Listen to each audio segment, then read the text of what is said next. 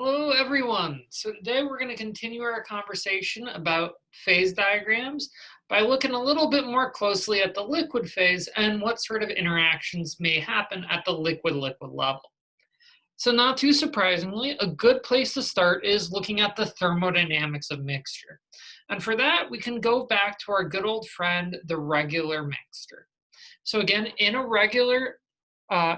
ideal regular mixture, what we end up finding is that with no preference of IMFs in between A and B, as long as they mix similarly, what we find is that there is always going to be the most preferable mixture is always going to be the 50-50 mixture. Because again, in this case, since A has no better IMFs with B than with itself, it's going to tend to follow entropy, which gives us the mixture with the most possibilities. Again, an even mixture when you never know who you're going to be next to.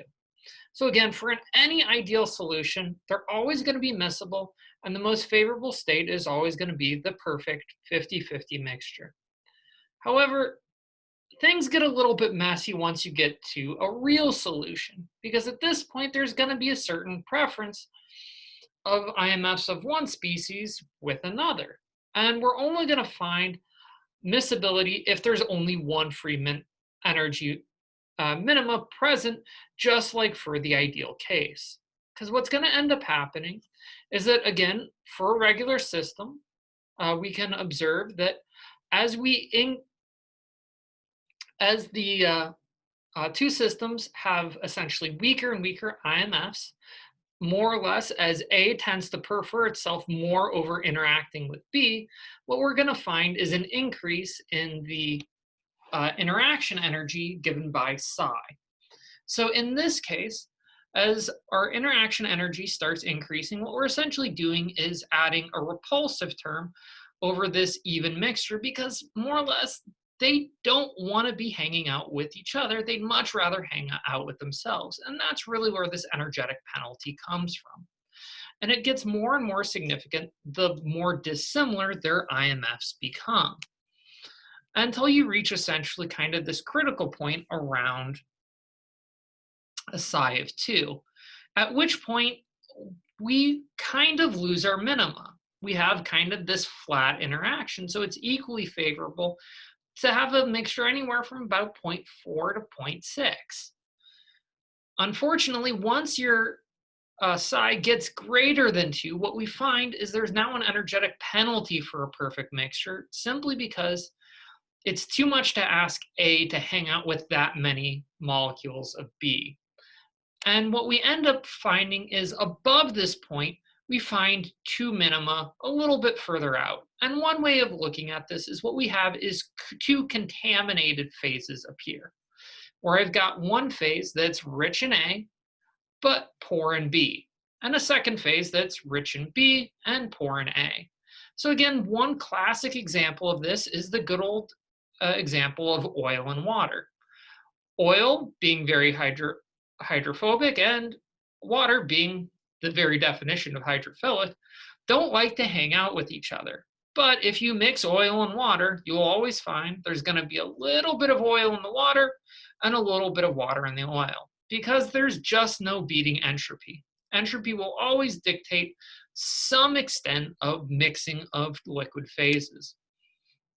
We can actually see this by looking at a liquid-liquid phase diagram, because what we're going to observe is very similar behavior to this, where there's going to be at some high temperature, all phases tend to essentially look alike. So essentially, just like we saw with gases, at high speed, everybody's the same. And we're going to similarly find that everybody's miscible if you get to high enough temps. However, below a point at which is called the upper critical point, we're going to find our phases separate out.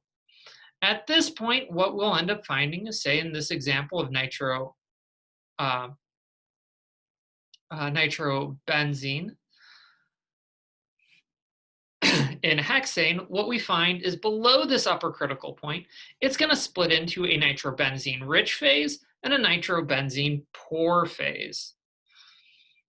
And the question here is how can you figure out if I have a given composition uh, of my starting mixture and I say cool it down to a point at which it separates, how much is going to be in the nitrobenzene poor versus the nitrobenzene rich phase? And for that, it turns out we have a good old friend, and that's going to be the lever rule. Because again, all the lever rule cares about is that I have some sort of unstable mixture that splits into two phases, at which point all you need to know is how far you are away from those equilibriums. The ratio of the distance will give you the ratio of the moles in each of the newly generated phases. And so what's very important to realize is that when I say take this mixture of nitrobenzene and hexanes, I don't generate a nitrobenzene phase and a hexane phase. I generate a nitrobenzene rich phase and a hexane rich phase. These are still mixtures. They're just mixtures with two different components. And so when you see a diagram like this, we're looking at a phase separation. But here's going to be the real trick. How can I predict when these phase separations occur? Well, let's go ahead and revisit our regular solution. So again, for a regular solution, we can predict the free energy of mixing using our expression in terms of the mole fraction of each of the components and the strength of the intermolecular forces between the species. Now, one of the important things to remember is that, again, we're going to see a phase separation if I have more than one minimum value. So how am I going to predict when a minima will occur? Well, we have our good old calculus phrase. A minima is going to occur when the first derivative can be set equal to 0. And since we're looking at when a minima occurs with respect to composition, we're going to take the first derivative with respect to the composition of A here. Now, you may notice that this guy's going to get a little bit messy because this term out front is a constant and we can pull it out. We have a dependence on A here, here, here, here, here, and here, which isn't going to be made any easier because we're going to have to substitute in a 1 minus the mole fraction of A for each of these XB terms. So it turns out that this isn't too bad, but it's going to involve a lot of product rules. So either you can have a lot of fun doing that, or I can just provide you the pre-solved equation, which is more or less going to give us a natural log of the ratio of the mole fraction of A to the mole fraction of B is going to be equal to a strength of the intermolecular forces times essentially 1 minus the composition of the species. So now all we have to do is try and solve for the mole fraction. However, we do run into a slight problem. As it turns out, there's no analytical solution for the mole fraction in this case. So we have to essentially use a older, kind of a little bit more fun trick, which is a graphical solution. So what I can do is I can plot two lines. One is going to be a natural log expression, and one is going to be a straight line based on the mole fraction of A. And when we do this, we're going to generate a series of lines. So it's worth noting the natural log expression is always going to generate the same curve because it has no dependence on the strength of the intermolecular forces. However, these straight lines will actually have a dependence. And so we can imagine drawing several lines with different strengths of the intermolecular forces. Again, one denoting the two species don't mind each other that much. 4 indicates a rather significant dislike for each other. In other words, A would much rather hang out with A than have anything to do with B, because in this case, it turns out A is a snob. So when we do this, we can end up finding that it turns out there's actually no solutions for a psi value of 0, which again makes sense because it's only going to cross through this 0.5 point, which in our case would indeed be a minima. But for our intensive purposes of looking for minima, this is going to be our maxima. So we're going to ignore any trivial solutions of 0.5. We also don't have any solutions for 1. And 2, we run into this unique places where actually the lines, our straight line is the tangent of our curve and not actually a solution. But that means that for any value of psi greater than 2, we start generating intersections. And we'll always generate essentially 2 intersections, as we'll generate 2 new, more stable minima. And so what we can do is then by plotting these minima, this is going to give us essentially at which point I will now generate the stable mixture. And so what we're going to tend to do is form 2 mixtures of the given compositions. So for example, if I have a psi of 3, I expect to form one mixture with a mole fraction of A of about 0.9 and one with a mole fraction of about 0.1. And again, it is worth noting this assumes a regular mixture, so even mixing, which may not always be quite the case. So in practice, if we go back to our nitrobenzene phase, what we end up finding is something interesting, which is that our compositions change with temperature. And by the very nature of this, what it tells me is that the nature of the intermolecular forces also end up changing with temperature. And again, this should make a certain amount of sense because as I increase the temperature, I'm giving the system less and less time to see each other, which if I'm trying to mix something is actually quite good because everything looks similar at high temps. And as I go to lower temps, they have more of a chance to see each other's intermolecular forces, which for most mixtures tends to mean that I'm going to have a much larger value for psi at lower temps and thus a greater separation. And the identities of my 2 stable phase mixtures are going to be very different. And again, it's worth noting that this case of forming a upper critical temp is going to be fairly common and most common where we have significantly different IMFs. So again, things like a polar system like nitrobenzene, well, it has a little bit of a nonpolar edge, which lets it be mildly miscible in hexane. It still is too polar to be readily miscible. And again, old friends like oil and water. Down to some systems that are pseudo-stable, such as fatty acids in water, which again have some polarity, but still a fairly large nonpolar chain.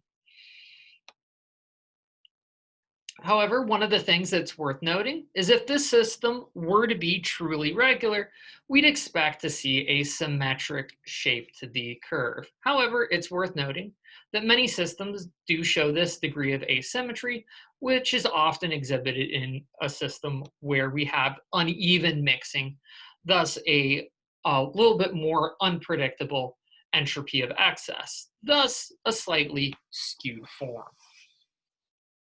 However, one of the things that's worth noting is that while it's fairly easy to think of cases where we have significantly different IMFs, which will cause a phase separation, sometimes we run into more interesting cases, which are only able to mix under low temps. So you may have something like triethylamine and water. So you have triethylamine, fairly nonpolar, water, the definition of polar. But under very low temps, as they cool down, you can actually form a hydrogen bond in between the amine and water, and so they will actually form a mixture.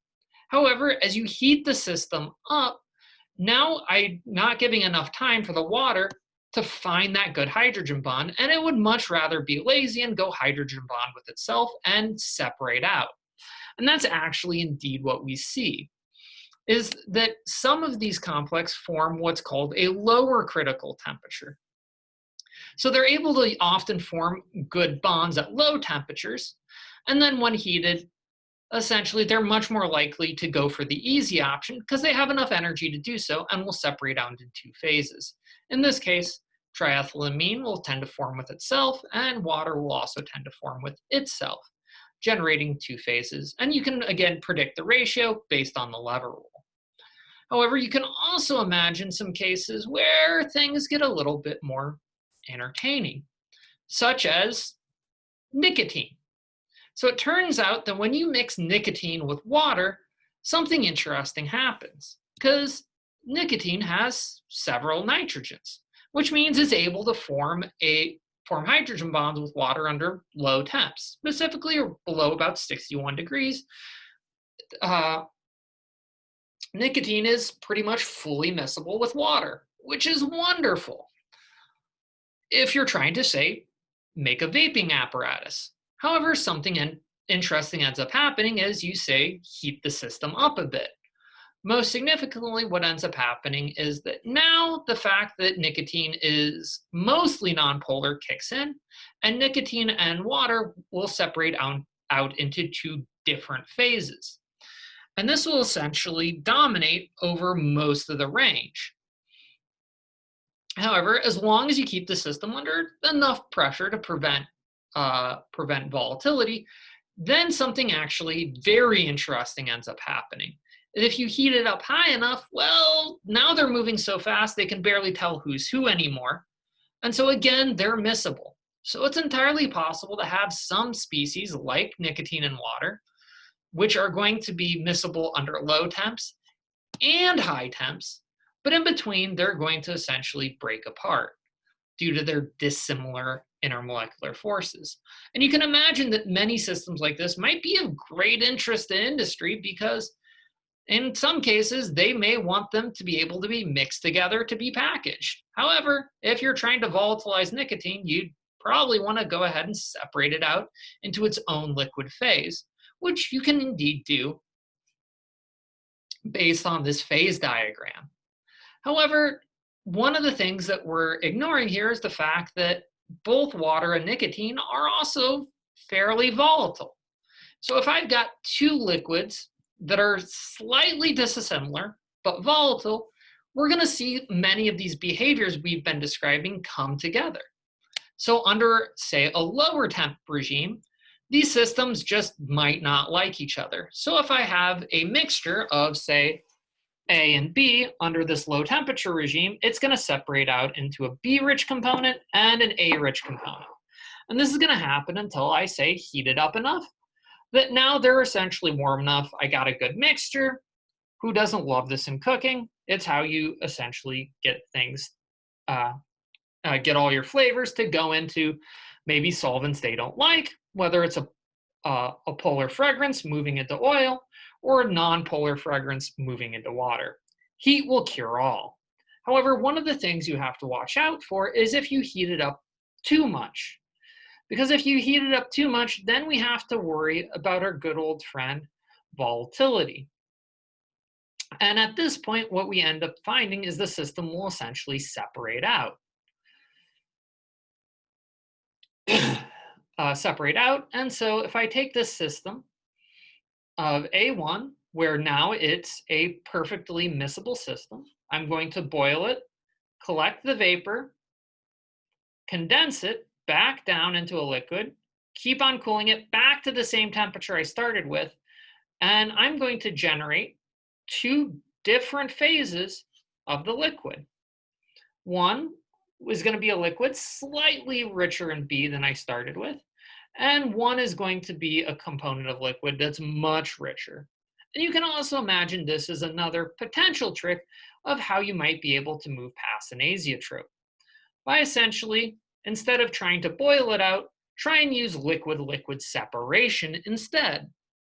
So if you have an azeotrope in the wrong place, look at maybe combining it with a different liquid so you can separate it past. So essentially, if heat doesn't work, maybe cool will. However, we also have to acknowledge what might happen if I've got two very volatile liquids.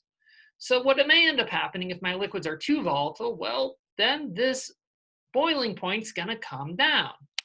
And especially if they're very dissimilar, well, you can also imagine that liquid separation moves up to the point where we never actually form a liquid-liquid mixture.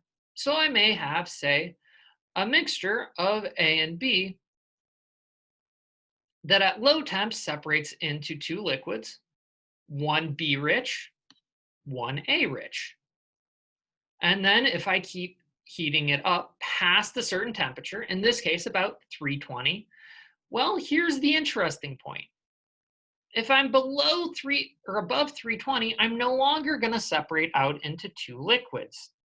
I'm going to separate out into a liquid that's rich in B and a gas that's richer in A. Because what I've done is now I have to worry about boiling instead of just simply separating. And this is actually a fairly common occurrence, where instead of just making making two different liquids or making a vapor in a liquid, I may end up walking past the point where either could end up happening, where either the liquids separate or I just straight boil it. And this all kind of revolves around a very important point with these types of mixtures called a eutectic point. So for example, this is called a binary eutectic mixture, where at this single point,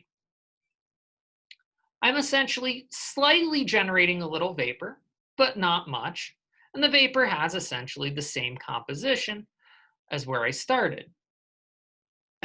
But if it also generates two different liquids, one's going to be rich in B, one's going to be rich in A. You can also imagine finding the eutectic point by, say, taking a liquid or taking a gas, condensing it down, and finding you generate two different liquids directly. And this is going to be also a very important point to examine, as this is also the lowest point the vapor can possibly go. And so you can imagine examining this by slowly increasing the composition of B in solution until it turns out that the boiling point can't go any further. So again, these eutectic type mixtures can be very important in many practical aspects. And in fact, we're going to examine the solid liquid case of it later in lab. But for now, we'll go ahead and next time talk about apply these same concepts to solids and liquids instead of just liquids and gases. Till then, take care.